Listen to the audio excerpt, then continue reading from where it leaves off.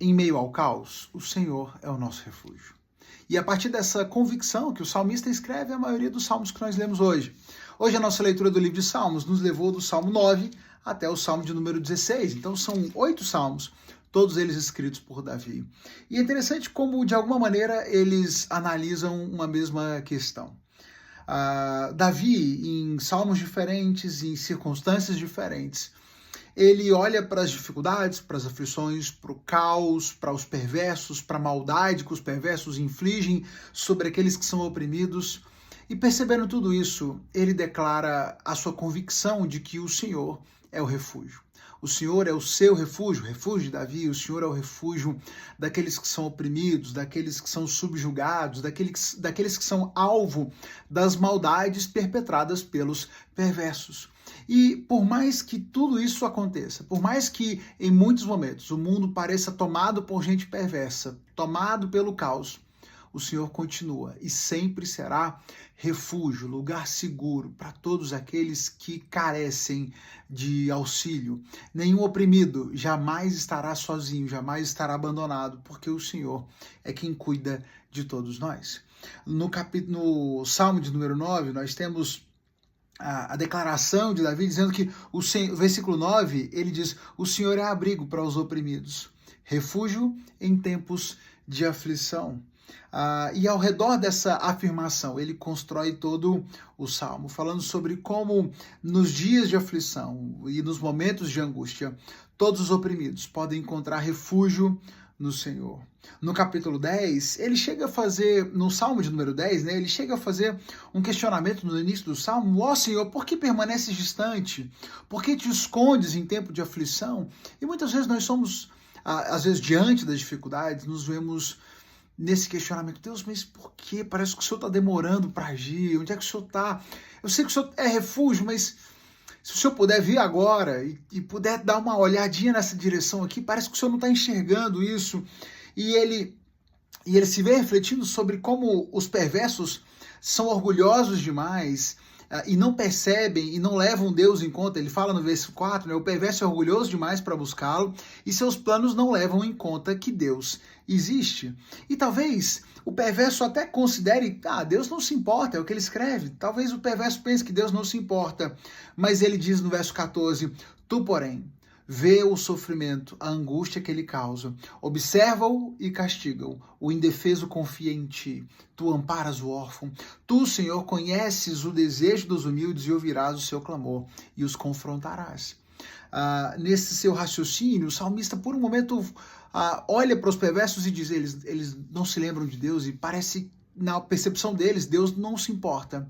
Mas eu sei que o Senhor se importa sim. Ele vê o sofrimento, ele vê a angústia que o perverso causa e ele observa e vai castigar. O indefeso pode confiar, o órfão deve confiar, porque é o Senhor quem será o seu amparo. No salmo seguinte, no salmo de número 11, ele volta a dizer: o Senhor põe à prova tanto o justo como o perverso, ele odeia quem ama a violência, pois o Senhor é justo e ama a justiça. E nessa justiça de Deus, nesse desejo do Senhor, por cuidar dos oprimidos e essa vontade do Senhor de ver que vivamos em justiça, o salmista segue escrevendo agora no Salmo de número 12, ele declara: socorro, Senhor, pois os fiéis estão desaparecendo depressa. Já aqui no Salmo 12, ele tem um momento de olhar ao redor e falar: parece que todos os justos desapareceram, só me vejo cercado por perversos. Mas ele conclui o salmo dizendo: portanto, Senhor, sabemos que protegerá os oprimidos e para sempre os guardarás dessa geração mentirosa, ainda que os perversos andem confiantes e a maldade seja elogiada por toda a terra.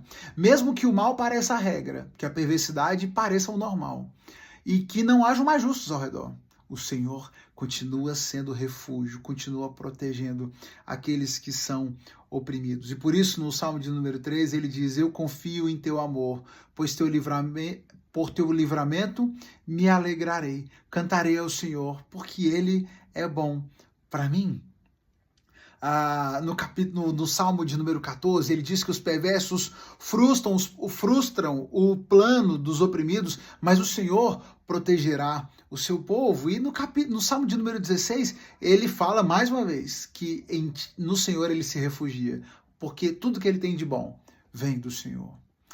Se tem uma convicção que Davi traz na sua vida, é que o Senhor é seu refúgio.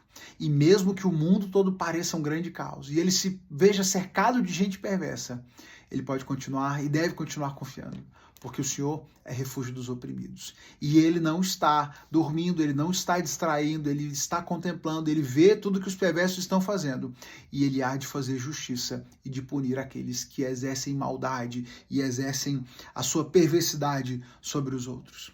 No capítulo 15, nós temos uma temática diferente desses apresentados, mas eu entendo que também nos traga uma boa reflexão junto nesse contexto, quando o salmista diz: Senhor, quem pode ter acesso ao teu santuário? Quem pode permanecer em teu santo monte?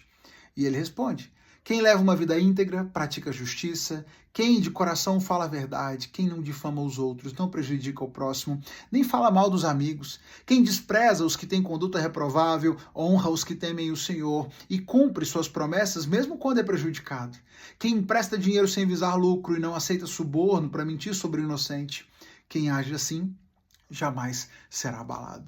Que num mundo onde a maldade parece regra, onde a perversidade parece ter tomado conta de tudo ao redor, no meio do caos, confiemos no Senhor para ser o nosso refúgio e que você escolha agir com justiça, que você escolha ser essa pessoa de vida íntegra, que pratica a justiça, que fala a verdade, que não difama, que cumpre as suas promessas, que não estabelece apenas relações com o objetivo de visar lucro, que não aceita suborno para mentir sobre o inocente.